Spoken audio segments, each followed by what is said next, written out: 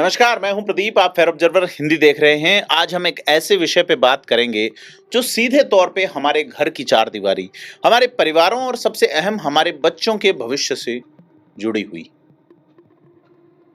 Digital युग में smartphone हमारी जिंदगी का सबसे करीबी हिस्सा है, लेकिन क्या ये स्क्रीन हमें समाज से काट के एक डिजिटल बुलबुले में कैद कर रही हैं? क्या हम अनजाने में अपने बच्चों को अकेलेपन और मानसिक तनाव की ओर धकेल रहे हैं? और इस बेहद संवेदनशील और जरूरी विषय पर अंतर्राष्ट्रीय मामलों की प्रतिष्ठित पत्रिका फेयर ऑब्जर्वर में एक शानदार और विस्तृत लेख छपा है। और इस लेख को लिखा है ओपी जिंदल ग्लोबल यूनिवर्सिटी की एसोसिएट प्रोफेसर और जानी मानी समाजशास्त्री डॉक्टर सुगंधा नागपाल ने। तो आज हम इस लेख का गहराई से विश्लेषण करेंगे, समझेंगे कि कैसे भारत के छोटे शहर इस डिजिटल बीमारी का इलाज बन सकते हैं। तो हाल ही में भारत सरकार ने सोशल मीडिया की प्लेटफॉर्म्स की जवाबदेही तय करने के लिए कई सख्त कदम उठाए हैं। मसलन एआई जनरेटेड कंटेंट पर अनिवार्य रूप से लेबल लगाना और किसी भी गैरकानूनी कंटेंट को सिर्फ 3 घंटे के भीतर हटाना। तो लेखिका डॉक्टर सुगंधा नागपाल मानती हैं कि ये कदम एक सुरक्षित ऑनलाइन स्पेस के लिए सही दिशा में है, लेकिन उनका यह भी कहना है कि ये उपाय उस बहुआयामी और गहरे प्रभाव को रोकने के लिए काफी नहीं है जो सोशल मीडिया हमारी रोजमर्रा की जिंदगी और सोचने के तरीके पर डाल रहा है। आपको याद होगा, मशहूर लेखक अमिताभ घोष ने महामारी के बाद की दुनिया पर टिप्पणी करते हुए कहा था कि पुरानी दुनिया जा चुकी है और नई दुनिया अभी खुद को उजागर कर रही है। और इस नई दुनिया की दो सबसे बड़ी पहचान है। पहली, सोशल मीडिया तक हर किसी की पहुंच, और दूसरी, व्यक्तिवाद या इंडिविजुअल मोबिलिटी का अंधाधुंध जश्न मनाना। समस्या यह नहीं है कि दुनिया बदल रही है, असली समस्या यह है, हमारी ये अज्ञानता है कि क्या यह बदलाव हमारे बच्चों की भलाई और उनके मेंटल हेल्थ के लिए सही है। तो हम अक्सर सोशल मीडिया की आलोचना तभी करते हैं जब कोई बहुत बुरी घटना घटती है या लत की कोई चरम सीमा पार हो जाती है।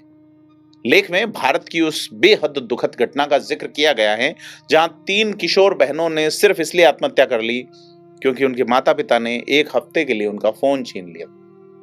लेकिन क्या हम कभी उन रोजमर्रा की आदतों पर ध्यान देते हैं जिन्हें हमने नॉर्मल मान लिया?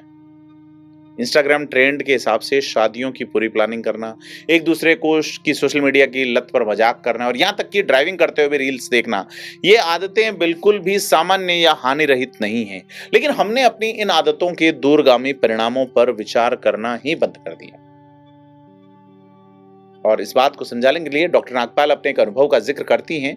वो लेख में लिखती हैं कि इस साल गणतंत्र दिवस पर वह उत्तर प्रदेश के नोएडा के एक बड़े पार्क में गई। वहां मध्यम वर्ग की भारी भीड़ थी, लेकिन लोग वहां खेलने आराम करने नहीं आए थे। वे उस पार्क का इस्तेमाल इंस्टाग्राम रील्स और यूट्यूब शॉर्ट बनाने के लिए एक आकर्षण बैकग्राउंड के तौर पे कर रहे थे। वो कहती हैं कि उनका छोटा बच्चा खेलते हुए कई बार उन युवाओं के वीडियो के बीच में आ गया, जिससे वे लोग परेशान हो गए। उन्होंने ये भी देखा कि 1-2 घंटे की पिकनिक में उनके खुद के दोस्त लगभग 20 मिनट तक सिर्फ फोन पर लगे रहे। आज महानगरों का ये हाल है कि जब युवा इकट्ठे होते हैं तो उनकी बातचीत का मुख्य विषय वो वीडियो होते हैं जो उन्होंने हाल ही में देखे होते हैं। परिवार के साथ बैठे होने पर भी सब अपने अपने फोन में खोए रहते हैं। तो वह सामाजिक नियम अब टूट चुका है जो कभी दूसरों की मौजूदगी में फोन चलाने को गलत मानता था। हमने एक डिजिटल बुलबुले में जीने को चुपचाप स्वीकार कर लिया है। सोशल मीडिया पर यह भारी निर्भरता हमारी अपनी पसंद को इतना ऊपर रख देती है कि परिवार और समाज बनाने के लिए जो त्याग और समझौते करने पड़ते थे, वे अब हमें बोझ लगने लगे। तो जैसे जैसे भारत डिजिटल रूप से अमीर हो रहा है, हमारे नेतृत्व को उन पश्चिमी देशों की गलतियों से सीखना होगा जो तकनीक के आगे घुटने टेक चुके हैं।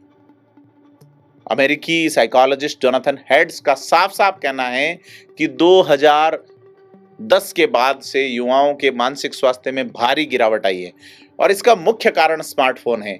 कई रिसर्च भी इस बात की पुष्टि करती है कि सोशल मीडिया का ज्यादा इस्तेमाल डिप्रेशन और एंजाइटी यानी बेचैनी बढ़ाता है और इसका सबसे बुरा असर छोटी लड़कियों पर पड़ रहा है जो इमेज बेस्ड प्लेटफॉर्म के कारण अपने शरीर और रंग रूप को लेकर हीन भावना का शिकार हो रही। आपको बता दें कि भारत के 85% घरों में कम से कम एक स्मार्टफोन है। हम दुनिया का दूसरा सबसे बड़ा स्मार्टफोन बाजार हैं। ऐसे में भारत को अपनी सांस्कृतिक जड़ों से सीख लेते हुए इस डिजिटल उपभोग पर रोक लगाने की जरूरत है और पूरी दुनिया इस खतरे को समझ रही है। ऑस्ट्रेलिया, फ्रांस, इटली, चीन, इंडोनेशिया जैसे देशों ने 16 साल से कम उम्र के बच्चों के लिए सोशल मीडिया पूरी तरह बैन कर दिया है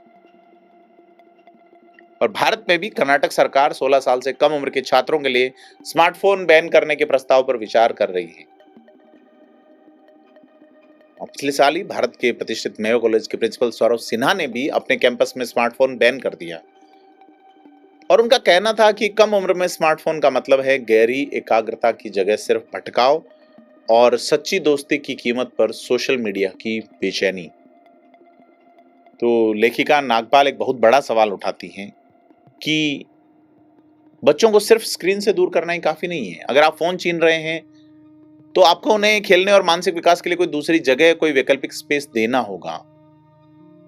और साइकोलॉजिस्ट जोनाथन हेड इसे अनसुपरवाइज्ड प्ले यानी स्वतंत्र रूप से खेलना कहते हैं, लेकिन ऐसी सुरक्षित जगहें अपने आप नहीं बनती। इसके लिए एक जुड़ा हुआ समाज चाहिए और यहीं पर भारत की असली ताकत काम आती है। डॉक्टर सुगंधा नागपाल अपनी बात को साबित करने के लिए बिहार के प्राचीन और शांत शहर राजगीर का एक खूबसूरत उदाहरण देती हैं और वो कहती हैं कि 41,000 की आबादी वाले राजगीर में बौद्ध, जैन और हिंदू मंदिर हैं। वहां बड़े बड़े मॉल या मल्टीप्लेक्स नहीं हैं। राजगीर के पांडु पोखर इको एडवेंचर पार्क का नजारा नोएडा के पार्कों से बिल्कुल अलग है। सर्दियों की दोपहर में वहां बड़े बड़े परिवार इकट्ठा होते हैं, माताएं बैडमिंटन खेल रही होती है और बच्चे मस्ती कर रहे होते हैं। उसी खेल के मैदान में 50 साल की एक महिला झूला झूलने की कोशिश करती है। वह डरती है, लेकिन उसका पति और जवान बच्चे उसे बढ़ावा देते हैं। जब बेटा धीरे से झूला धकेलता है और महिला डर के मारे रोने लगती है तो पूरा परिवार ठहाके लगा के हंसता है। तो नोएडा और राजगीर का यह अंतर ही इस पूरे लेख की आत्मा है। नोएडा के पार्कों में माता पिता हेलीकॉप्टर पेरेंटिंग करते हैं। वे अपने बच्चों पर कैमरे जैसी नजर रखते हैं और झगड़े के बीच में बचाव करते हैं। लेकिन राजगीर में माता पिता शांत है और निश्चिंत हैं। वहां डिजिटल दुनिया जरूर है, लेकिन वह खुशी का केंद्र बिंदु नहीं। नोएडा जैसे महानगर उन प्रवासियों के शहर हैं जो अपनी सांस्कृतिक जड़ों से कट चुके हैं। वहां सब अपने अपने करियर और इंडिविजुअल मोबिलिटी के पीछे भाग रहे हैं और वहां हम की जगह मैंने ले ली है। इसके विपरीत राजगीर जैसे छोटे शहरों के लोग आज भी उस सामाजिक माहौल को छोड़ने को तैयार नहीं हैं जो उन्हें एक समुदाय की गर्माहट देता है। वे अपनी व्यक्तिगत महत्वाकांक्षाओं को अपने परिवार की खुशी के साथ बैलेंस करना जानते हैं। वहां आज भी बच्चों को खुलकर आजादी के साथ खेलने और एक दूसरे के साथ घुलने मिलने का मौका मिलता है। तो फेयर ऑब्जर्वर पर प्रकाशित इस लेख के अंत में डॉक्टर सुगंधा नागपाल निष्कर्ष निकालती हैं कि भारत को बेशक दुनिया की तकनीक से जुड़ना चाहिए, लेकिन अपने सामाजिक रिश्तों और सांस्कृतिक जड़ों को दांव लगा के नहीं। हमें अपने समाज में राजगीर जैसे मॉडल को ढूंढना और बचाना होगा, ताकि हमारे बच्चे इन चमकदार स्क्रीन से बाहर निकलकर एक स्वस्थ, खुशहाल और वास्तविक दुनिया में सांस ले सकें। तो आज के इस विशेष विश्लेषण में बस इतना ही। अपने बच्चों के साथ समय बिताएं, स्क्रीन से थोड़ी दूरी बनाएं। देश और दुनिया की बाकी अहम बिंदुओं से रूबरू रहने के लिए फेयर ऑब्जर्वर हिंदी को सब्सक्राइब करें। कमेंट करके जरूर बताएं कैसी लगी ये जानकारी। धन्यवाद।